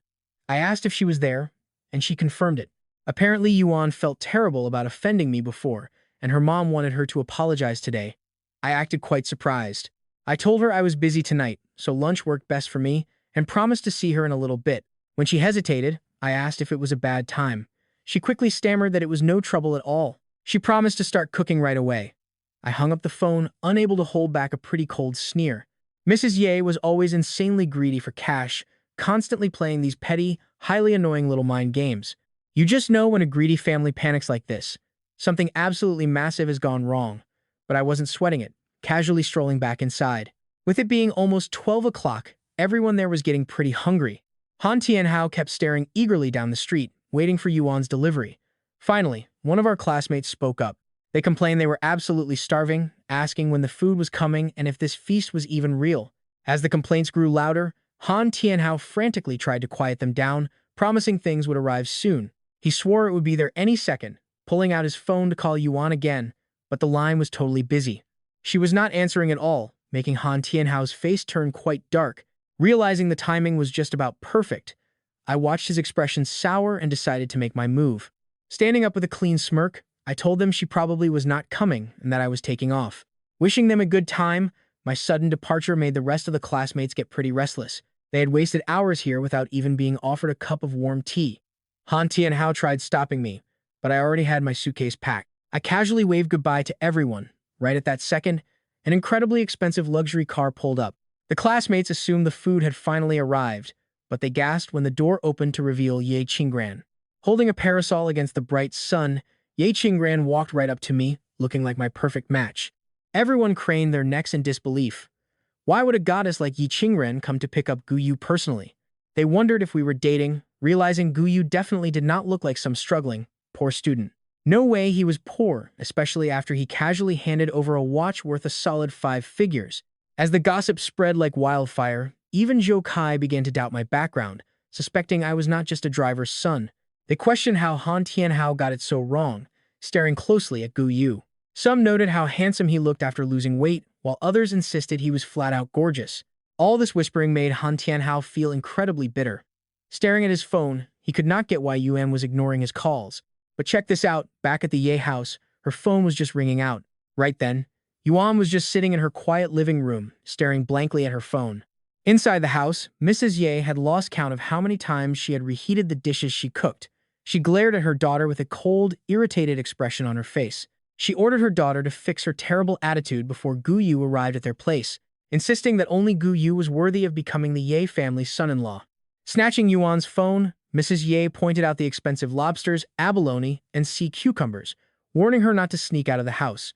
She coldly demanded a fast breakup with her useless boyfriend. Hearing this, Yuan's expression instantly darkened. When Yuan defended him, Mrs. Ye sneered that he was just a gold digger trying desperately to climb the social ladder. She claimed to know his type incredibly well, calling her daughter foolish for falling for someone so cheap. Their entire family was facing a total dead end. Because the Gu family pulled their investments, her father's company was failing. If she wanted to keep her wealthy lifestyle, she had to suck up to Gu Yu. Marrying Gu Yu as quickly as possible was their absolute only way out. Right as Mrs. Ye finished lecturing Yuan, a knock echoed from the front door. She quickly fixed her clothes, smiled brightly, and rushed over. But when she swung the door open, she got a huge surprise. It was my dad's secretary standing there, not me. The secretary politely greeted her as Mrs. Ye, apologizing because the young master had a conflict and could not make it. He said I sent him to deliver the message, but Yu Yan immediately snapped, "What do you mean he cannot make it?" Realizing I was blowing them off, Yu Yan lost her mind, screaming and demanding to know what he meant by not coming. Her rage completely boiled over as she yelled about how they had already been waiting at home for hours. They had reheated the dinner 3 times already. It was way past the scheduled time and I only sent a messenger to cancel. She screamed that I was messing with them on purpose. Then she stormed out of the Yi estate, ignoring her mother asking where she was going. Despite her mom telling her to get back inside, Yu Yan jumped into her car, slammed the gas, and sped straight toward the Gu family estate. Meanwhile, Yi Qingran and I were just chilling, having lunch at home. Suddenly, Yu Yan's angry voice echoed from outside. Since my parents were still at work, it was just Ye Qingran and me in the house. I casually walked over to the window and looked down at Yu Yan, throwing a massive tantrum outside our villa. You have to love the irony. I just smirked, remembering back to when her family held all the power. The Yi family made us their very first target back then, nearly destroying our family business. My parents begged to meet them and got locked outside. Now, she was finally getting a taste of the exact same humiliation and contempt they forced upon my family in my past life. "Open the door," she shrieked from below, yelling that she knew I was inside. While Yu Yan was fuming outside, Yi Qingran calmly walked over to our landline and dialed the estate's security team. She told them someone was causing a scene and to kick her out, then casually sat back down to eat. She told me to sit down as I watched 2 of our security guards arrive through the window. They grabbed Yu Yan by the arms, and despite her struggles, they shoved her straight to the dirt. "Get out of here and stop causing trouble," the guards barked, while she screamed for Gu Yu to face her. They threatened to call the cops if she did not leave. Yu Yan had never faced such disrespect. With a twisted, ugly expression, she screamed that she was the eldest daughter of the Ye family. But the guards sneered, telling her that the Ye family was not even fit to shine our shoes anymore. They laughed at her title, telling her she would be begging on the streets in a few days. Word of the Yi family's collapse had already spread like wildfire through social circles, and even the local security guards knew all about it. Yu Yan froze, demanding to know what nonsense they were talking about. The guard smirked, asking if she really did not know that her family was drowning in debt and failing projects. If my father had not kept supporting them, they would have gone bankrupt long ago, yet they remained completely ungrateful. He mocked her for having the nerve to show up here, adding that kicking her out was a favor. Hearing those harsh words completely crushed whatever pride she had left. She suddenly remembered her mother, warning her that their family was facing a total dead end. She had assumed her mother was just exaggerating the crisis to force her to marry me, but now she realized it was all true. The guards sneered, telling her to save her breath and stop bothering their young master. He told her she should focus on saving her failing family and protecting her precious status instead. They slammed the massive iron gates shut right in her face. Yu Yan clenched her fists, whispering my name in pure rage. She cursed my family for pushing things to this extreme before jumping into her car and speeding away into the distance. Watching her run, a deep wave of satisfaction washed over me. Honestly, if she cannot even handle this tiny bit of payback, she is not ready for what comes next. That evening, my parents returned home furious that she had dared to make such a scene, but I calmly comforted them. I told them not to let it ruin their mood, joking that we should hang a sign banning her and dogs. My dad's face softened a bit as he chuckled, telling me I was always joking around. Still, he sighed, noting how out of line the Yi family was. He had treated Yu Yan like his own daughter, only for her to turn into a backstabbing wretch. The timing was now absolutely perfect. I looked over and asked my father if Uncle Yi still held shares in our family business, since we also hold shares in their company, right? He nodded, and I mentioned hearing from classmates that the Yi family was facing massive trouble. I figured since our 2 families have already cut ties anyway, why not call a lawyer and buy back the Gu family shares they currently hold, just to throw them a tiny bone. But in return, we should absolutely demand they hand back our own Gu family shares in the Ye Corporation too. I knew my dad was way too soft-hearted. Even if he hardens his heart and refuses to help the Ye family now, it is inevitable he will cave in down the line. Plus, with the Gu family shares the Ye family currently owns, they were pocketing an 8-figure dividend every single month. That cash undoubtedly gave the Ye family a chance to survive. What I wanted was to block any chance of a Ye family comeback. I wanted them to know exactly what it feels like to have absolutely nothing left. Sure enough, my father carefully thought it over and agreed. Since our two families are totally done, we should settle our business. Seeing my father agree, a massive weight was finally lifted from my heart. But check this out, when the Yees inevitably crash, there is no way we are letting our family money go down with them. Pulling our money out for the shares right now is the best way to cut our losses in time. This would also help us completely cut ties with the Ye Corporation. Besides, I remember from my past life, their ruin was not just a basic bankruptcy. It was mostly massive debt. But back then, I had already married Yuan, and our families were completely tangled up in business together.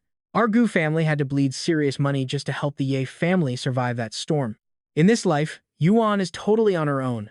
Meanwhile, at the dinner table, Qingran sat in absolute silence. She looked pretty down, which is really unlike her. I asked Qingran if she was feeling upset. She asked if I really cared about the Ye family. Me? Care about them? Well, in a way, I do care quite a bit, but only because I am waiting for their bankruptcy and for Yuan to lose absolutely everything she owns. Obviously, I could not say those thoughts out loud. I just looked at her, confused, and asked why she was saying that suddenly. She asked if I cared about them or about Yuan. Seeing Qingran look so serious made me burst out laughing. I do not care about the Ye family, and I definitely do not care about Yuan. I just want to make sure my Gu family does not get dragged down or scammed out of our money, so do not worry. I know how badly they treated you in the past. I would never pity them. Qingran, I am always on your side. Hearing that, Qingran froze up completely. It took her a long time to snap out of it and repeat those words. She asked about Yuan, but I told her she has nothing to do with me anymore. She reminded me how much I used to like her. I told her that was in the past and people move on. I liked her then, but not now. She quietly asked who I liked instead. I told her I just like myself and my family. As Qingran looked down, I walked over and took her hand. You can already feel the tension here after I call her family. Qingran's heart skips a major beat. Family. But she wanted to be so much more than that. Meanwhile, over at the resort, Tianhao was left cleaning up the mess alone. Every single classmate had already packed up and abandoned him in the afternoon. And because Yuan had completely stood everyone up, he lost a massive amount of face in front of the entire group. Even Zhou Kai made some quick excuse to ditch him that night.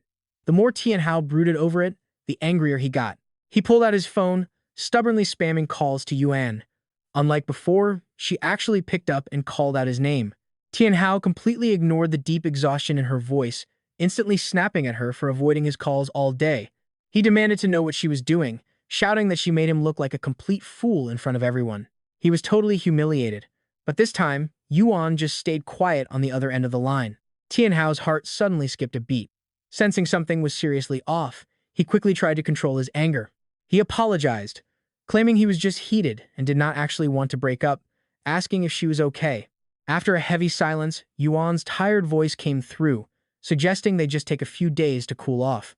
She hung up right after, leaving Tianhao standing there with a completely pale face.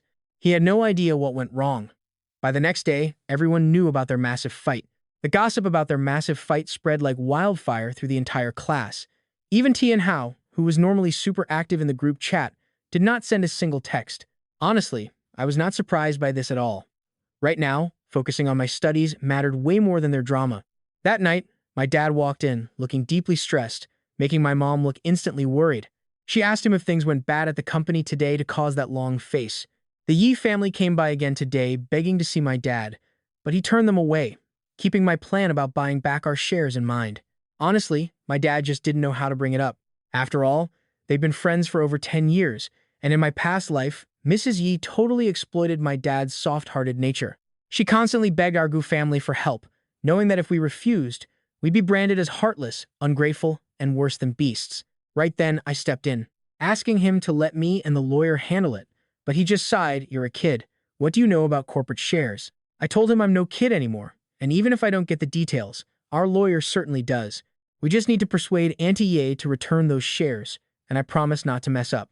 Seeing my serious face, Dad took a deep breath. He agreed to let me try. Yes, he actually took a deep breath and told me to go ahead and give it a shot. He warned me that taking a small loss was fine, as long as people didn't call us completely heartless. I couldn't help but laugh mockingly at that. Our generous Gu family, labeled as heartless. The massive support we've given the Yi family over the years was more than enough, but they're just a pack of ungrateful wolves. They don't deserve our family's kindness. This time, I'm going to make absolutely sure the Yi family loses every single penny before I'm done with them. The very next day, I took the initiative and brought our lawyer straight to their doorstep. Mrs. Yi was stressing out big time because their company's stock had completely crashed. Hearing the doorbell, she immediately panicked, thinking it was ruthless debt collectors. She opened the door impatiently, furious about someone knocking so early in the morning. She snapped, "Didn't I say we'd pay the money back?" But as she finished speaking, she looked up and froze, seeing me. I asked if she was Auntie Ye, introducing myself as Gyu Yu. Hearing my voice, her jaw practically hit the floor. It had only been a few months. How did that fat kid Gyu Yu transform so much? She gasped, "Gyu Yu, is that really you?" I smiled, explaining I got held up last time, so I came specifically to visit today. I asked if she was mad at me. She grinned from ear to ear, saying she could never be mad at me, and pulled me inside while praising how handsome I'd gotten. She admitted she almost didn't recognize me, enthusiastically pulling me straight into her home. She eagerly asked if I was here to see Yu Yan, offering to call her back immediately from wherever she was hanging out. While happily brewing tea for me, she kept complaining about her daughter. I politely told her not to trouble herself. She kept muttering about giving her daughter a good scolding while setting down the hot tea for me. I stopped her and said I didn't actually come to see Yu Yan today. My visit was strictly for her. She looked confused, so I gestured to the lawyer beside me, explaining we were here on behalf of our company to acquire her shares. Hearing about the shares, her heart skipped a beat, instantly terrified that I was here to snatch away their family's remaining wealth. I explained that my dad heard the Yi Corporation was in a pretty tight spot lately. He remembered their company still holds quite a few shares in our Gu family business. So, he specifically asked the lawyer to come over to buy back their shares in our company at a premium price, helping their business tide over this highly difficult crisis. Sure, it sounded nice, but get this, we were actually cutting all ties with them for good. Mrs. Yi hesitated. Her family owed a massive amount of debt right now, and if they couldn't pay it back immediately, this very house would likely be auctioned off. But surrendering our shares? Absolutely not. Their family would have absolutely no source of income left. Mrs. Yi lowered her posture, softly pleading with me for a big favor since I brought this up. She whined that since Yu Yan's father passed away, they've relied heavily on our family's constant care. But right now, they were truly desperate. She wondered if my dad would be willing to lend a helping hand and loan them some emergency funds. She promised that once their company recovered, they would pay everything back immediately, reminding me that we also own shares in their business. Once they start making money, our future dividends would supposedly be much larger. Seeing her highly emotional, sincere expression, I couldn't help but sneer deep inside. Watch how she plays the victim here. Staring at her fake, pleading face, I just sneered inwardly. I calmly asked how much cash they actually needed to tide over this massive crisis. Seeing my interest, she instantly blurted out that they just need 1 billion to completely pull through this mess. Hearing that massive amount, I pretended to look deeply troubled, which absolutely terrified her that I'd refuse. She desperately grabbed my hand, crying out that I'm a good kid and my dad is a good man, pleading that they're just a helpless widow and orphan.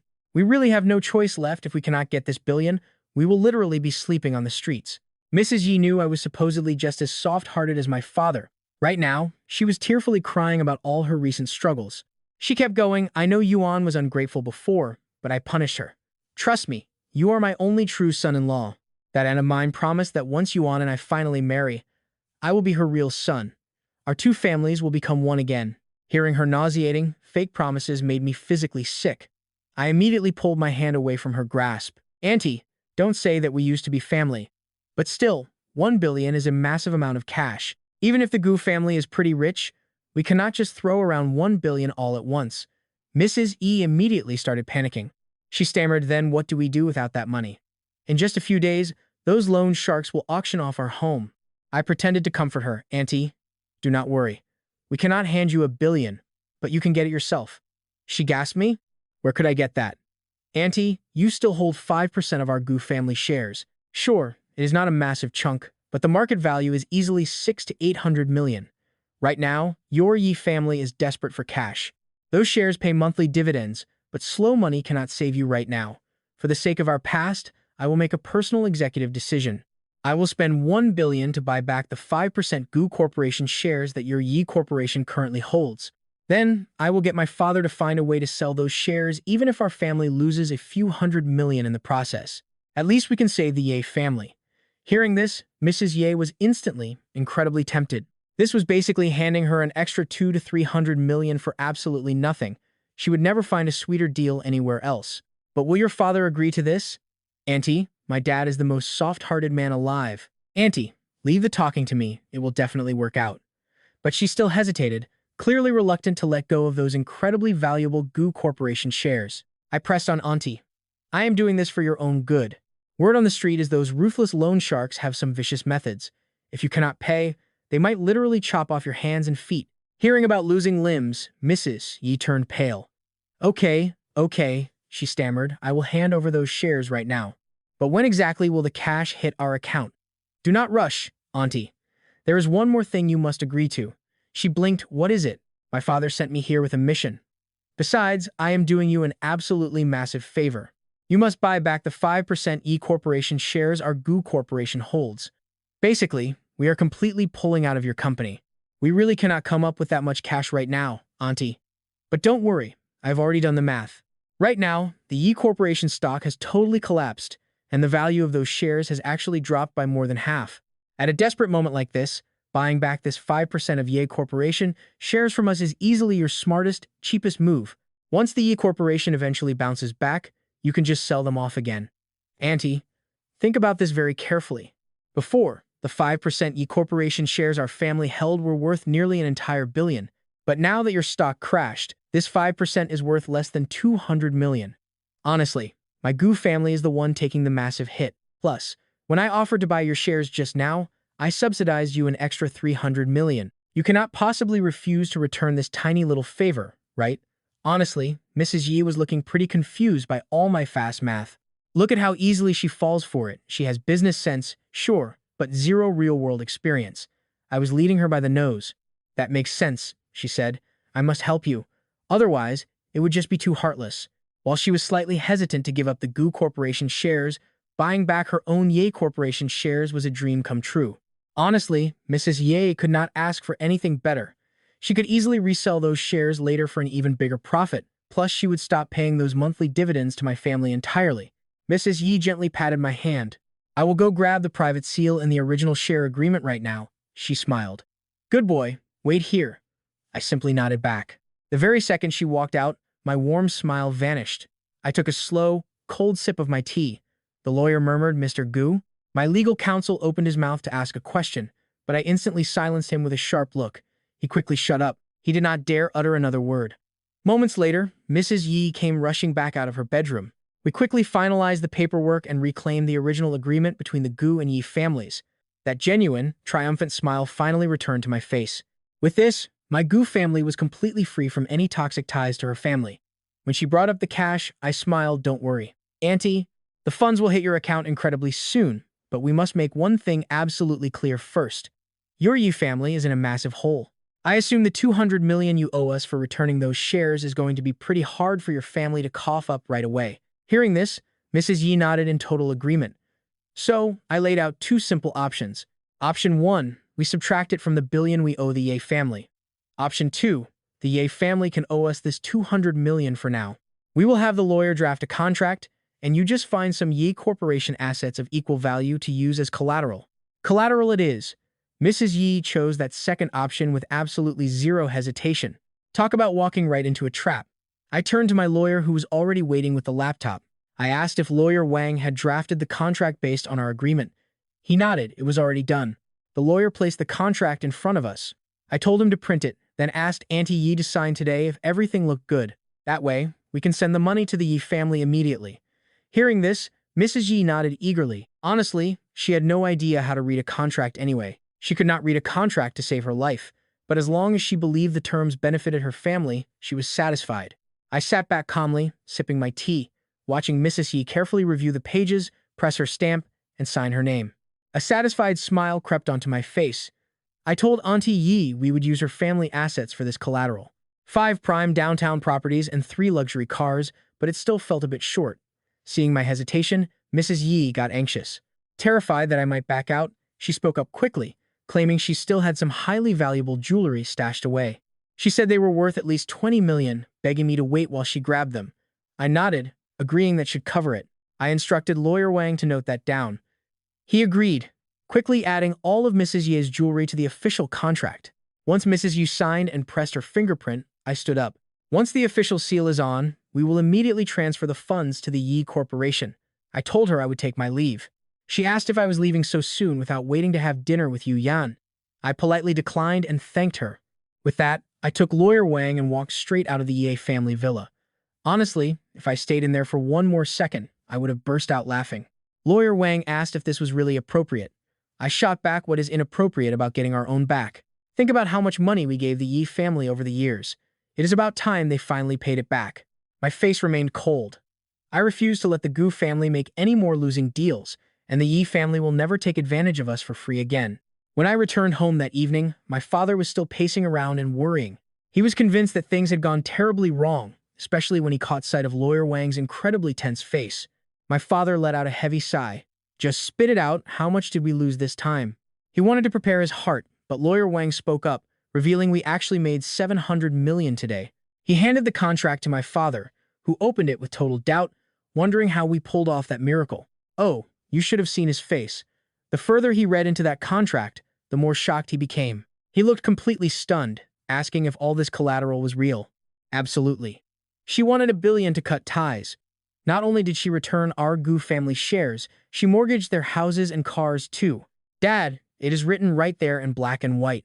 Do you really think I would lie to you? My father was speechless.